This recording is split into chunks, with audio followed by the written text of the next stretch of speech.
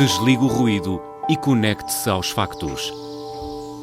Temos 10 estadias num dos hotéis de luxo Alma Lusa na Comporta. 2 adultos, 2 noites. Assine hoje o Observador com até 58% de desconto e habilite-se a ganhar. Tudo em observador.pt. Horas.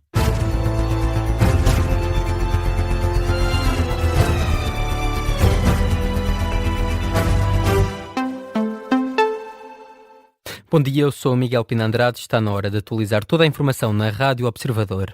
Começamos com a primeira visita oficial ao estrangeiro de António José Seguro. O Presidente da República chega hoje a Madrid, onde se vai encontrar com as mais altas figuras de Espanha. Os encontros com o rei Filipe VI e com o primeiro-ministro espanhol Pedro Sánchez são só amanhã.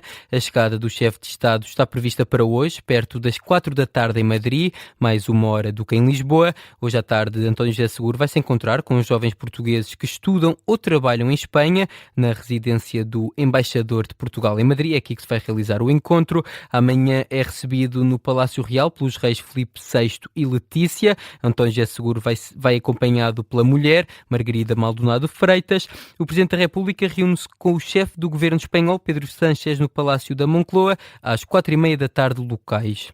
Falamos ainda de António José Seguro. Na próxima semana, o Presidente da República vai receber os parceiros sociais para discutir as alterações pretendidas pelo Governo.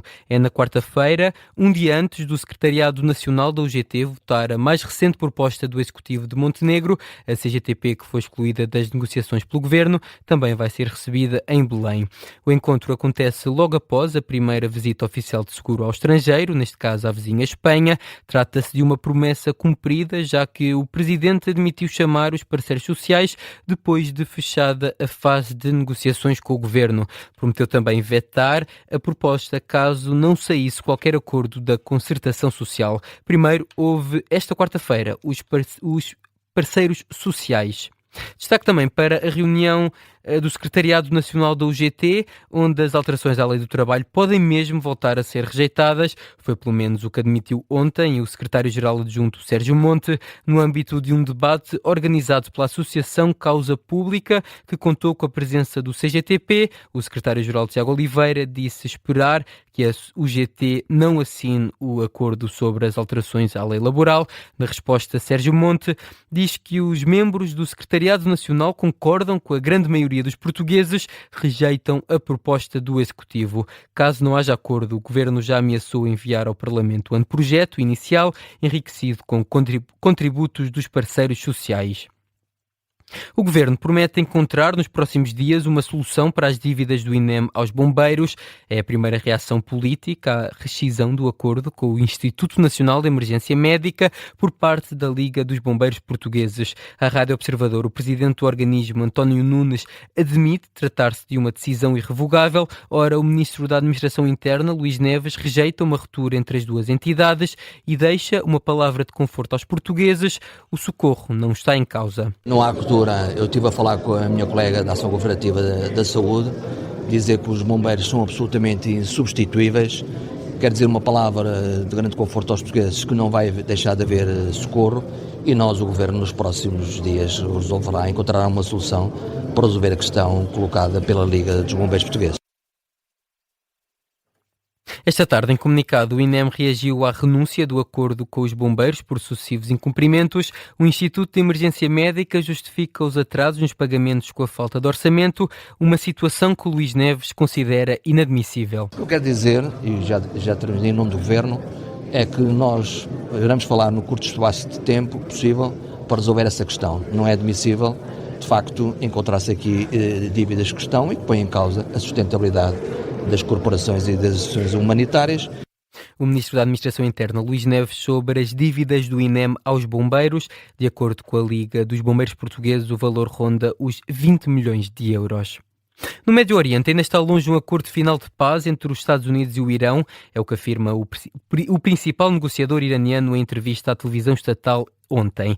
Mohamed Bagher Ghalibaf diz que em alguns pontos já se chegaram a conclusões, mas há outros em que as duas partes ainda estão longe de um acordo final. Isto acontece depois do Irão ter anunciado ontem que iria fechar novamente o Estreito de Hormuz e invoca repetidas quebras de confiança, já que os Estados Unidos mantiveram o bloqueio naval aos portos iranianos. Antes disso, o Irão fez pressão para que os navios pagassem uma taxa para passar pelo Estreito em segurança, uma medida que complicou as negociações com os Estados Unidos. Ora, Ghalibaf enquadra a situação no Estreito de Hormuz como uma vitória estratégica para Teherão. O Hezbollah promete retaliar contra os ataques israelitas no Líbano. O líder do grupo xiita falou hoje pela primeira vez desde que o cessar-fogo entrou em vigor na região. Num comunicado lido na televisão, Naim Qassem garante que os militares do Hezbollah estão prontos para responder a quaisquer violações ao acordo e reforça que uma trégua não pode ser unilateral.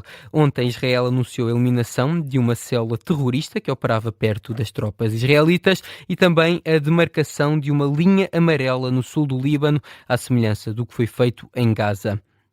A Bulgária vai hoje às urnas para eleger o Parlamento pela 8ª vez em 5 anos. O ex-presidente nacionalista pró-russo, Rumen Radev, é o favorito. As sondagens apontam para uma vitória com 1/3 das intenções de voto. Mesmo assim, não há garantias de que consiga superar o prolongado impasse político. A Bulgária está mergulhada numa profunda crise política desde 2011. O governo pró-europeu demitiu-se no final do ano passado, depois de uma vaga de manifestações anti-governo contra a corrupção e o aumento de preços. Vamos ao desporto. Hoje é dia de derby lisboeta, em Alvalade, entre Sporting e Benfica. O encontro pode ser decisivo para as contas do campeonato. O Sporting é segundo classificado, a 5 pontos do líder Futebol Clube do Porto, mas tem menos um jogo. Já o Benfica está a 7 pontos da liderança, mas ainda luta pela segunda posição, que é de lugar para acesso às eliminatórias para a Champions. A partida joga-se na casa do Leão, em Alvalade, onde o Sporting não perde para a Liga desde a 4ª jornada, quando perdeu contra o líder Futebol Clube do Porto. E se perder amanhã, Rui Borges admite que chegar ao topo fica difícil, mas garante que a toalha não vai cair ao chão. Matematicamente, para já não penso nisso, penso em ganhar, como é lógico, por isso nem sequer olho para o jogo dessa forma. De resto, fica mais difícil, como é lógico, mas é possível porque matematicamente não é possível, por isso é muito por aí. Sobre o adversário, o Benfica, Rui Borges deixa muitos elogios. Matematicamente, para já não penso nisso, penso em ganhar, como é lógico, por isso nem sequer. Escutamos agora o som correto, onde Rui Borges deixa elogios à equipa do Benfica. É uma equipa muito dinâmica em zona de corredores, muito intensa, muito competitiva, muitos cruzamentos. E em termos defensivos também temos de ter a mesma vontade, a mesma intensidade para defender a nossa baliza, para continuarmos a ser também das melhores defesas, e é isso que nós queremos também. Do outro lado está um Benfica que ainda não derrotou nenhum dos rivais para a Liga, é por isso preciso fazer melhor, até porque o técnico José Mourinho admite que o segundo lugar ficará muito difícil de alcançar em caso de derrota. Quanto às contas do título, o técnico português é pragmático. Uma coisa é a matemática pura e outra coisa é o pragmatismo dos números. Eu acho que se nós não ganharmos o jogo, vamos dar tudo até ao final. Enquanto for matematicamente possível, vamos atrás. Se deixar de ser matematicamente possível, continuamos a ir atrás daquilo que é a natureza e a história do clube, mas ficaria obviamente muito mais difícil. Osnes, Tomás Araújo e Richard Rios estão disponíveis para o encontro. Mourinho não quis ficar atrás de Rui Borges e por isso deixou também muitos elogios ao Sporting. Que o Sporting está bem, está muito bem, está a jogar muito bem e que fez agora recentemente dois jogos muito bons na Champions e que nós obviamente temos que ser pragmáticos e coerentes e até humildes no sentido de reconhecer que vamos ter um jogo muito difícil, com um derby que eu não sou propriamente um top em estatísticas, mas parece-me que o Benfica há muito tempo que não ganha o derby de Alvalade, mas vamos lá para ganhar. A última vitória das Águias em Alvalade remonta à temporada 2021-2022. O Sporting Benfica arranca às 4 da tarde. O relato e a análise são para ouvir em direto aqui na antena da Rádio Observador. Depois do derby, há jogo no Dragão entre o Futebol Clube do Porto e Tondela. Francesco Farioli quer a equipa focada no duelo em casa para o campeonato e não no derby em Lisboa. Pela frente, o Porto tem um Tondela que em 8 jogos no Dragão até já conseguiu uma vitória, foi há 10 anos. Sobre o grande jogo da jornada, o técnico italiano diz que o resultado é secundário. Não nos podemos deixar distrair, não podemos criar expectativas, porque na realidade ambas as equipas são candidatas ao título. Por isso, sejam quais forem os resultados, vamos aceitá-los naturalmente, mas o mais importante é o que vamos fazer e como vamos abordar o jogo de amanhã. Francesco Farioli, em conferência de imprensa de antevisão ao encontro deste domingo. O Futebol Clube do Porto Tondela arranca às 20h30 da noite e é também para ouvir em direto aqui na Rádio Observador. Fechamos com desporto, a informação está de regresso às 5h30. Até já.